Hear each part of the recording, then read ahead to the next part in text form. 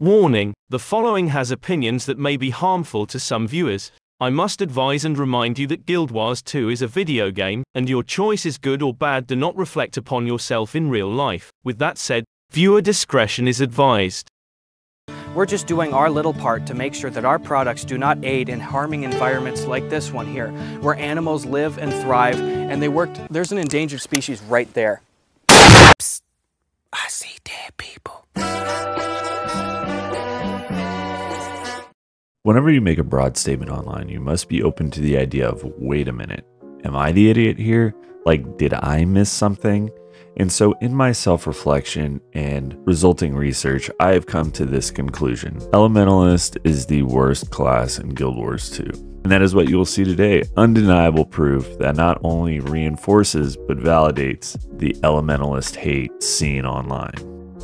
Now, I know that introduction might seem kind of hyperbolic. First, let's look at the data. The Elementalist has a few different builds that are available to it, most recently having a build that is actually pretty good with the Power Fresh Air Tempest, with a rotation that is actually understandable, usable in average ping, and more resilient than your run-of-the-mill Elementalist build. But to state that the build was good simply wasn't enough for Elementalist mains, and unless you cycle through all 4 elements with a 20 plus APM rotation, the build, well, is simply unplayable. The Power Fresh Air Tempest, the build that I covered, is actually the #1 DPS build right now according to Snowgrows, but no, it's not enough. And the truth of the matter is, even if the Elementalist has the highest DPS in every build that was available to it, it still would be subpar to other specializations. Because despite popular belief, DPS does not beat encounters. Based on the actual enrage timers, the math works out to be like sub 10k DPS from your individual party members, but for the sake of argument, let's take a look how the Elementalist compares to the Guardian, the Mesmer, and the Revenant in terms of usefulness in group content across DPS and heal support. I will forego some obvious comparisons. The Quickness Catalyst obviously isn't as good as the Quickness Herald.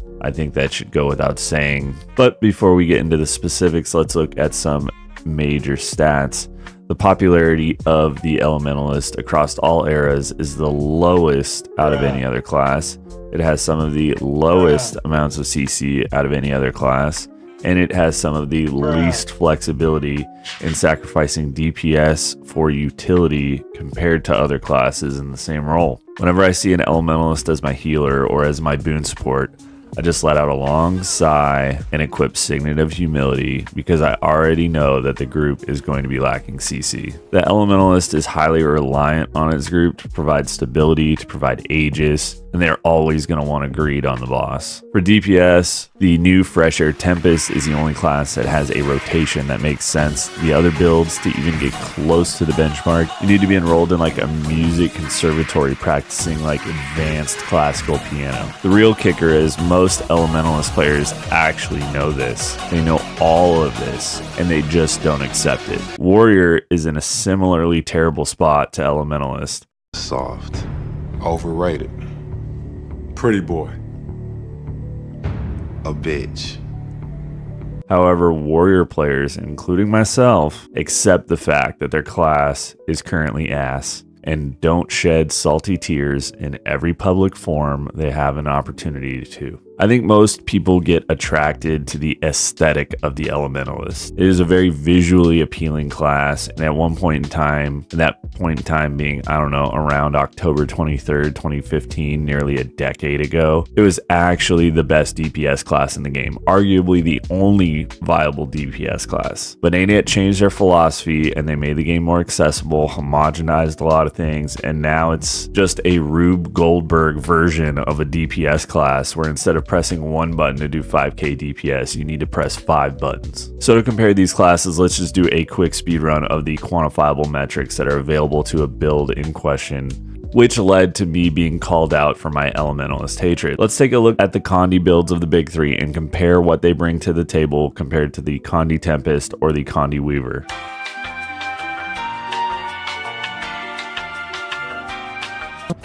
Know your fucking place, trash.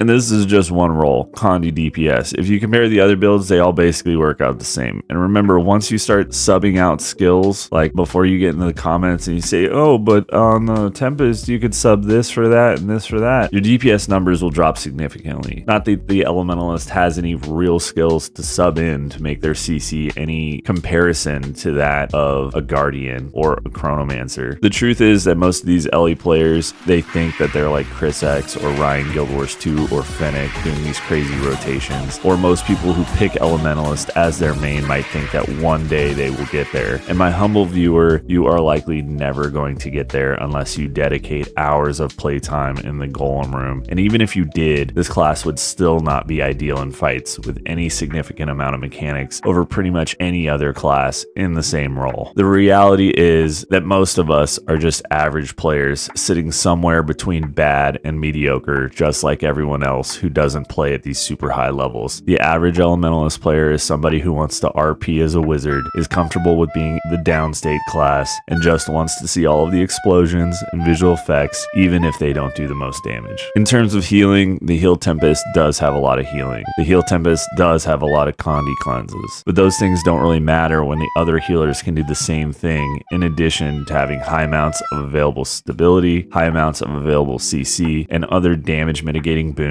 at the press of a button. To maintain primary boons on a Herald, Firebrand, or Chronomancer, you lose nothing, while Tempest are forced to rotate around their elements away from water to be able to provide alacrity, provide their might. And yes, rebound is good, but many regular encounters people face don't require the amount of healing that the Tempest provides, and fights that do require high healing checks also require utility that isn't provided by the Tempest, like ports or stab or Aegis or high CC, which, like I said, can be provided. I know the Tempest shouts exist, however the alternate healers of different classes like the Druid or the Guardian or the Herald have the ability to provide those things for free. So I guess to sum things up, the Elementalist is bad because of the overall design philosophy of ArenaNet, and its complexity isn't rewarded in any meaningful way. Once the conversation starts to shift to DPS classes that can pull above 30 or 35k, you start to look at the utility that the class also provides to fully role compress your team composition. And unfortunately, Elementalist doesn't have that leeway. And before we close this out, let me say something about Catalyst, which is the offensive spec that actually can provide some decent boons to its allies. Actually, let me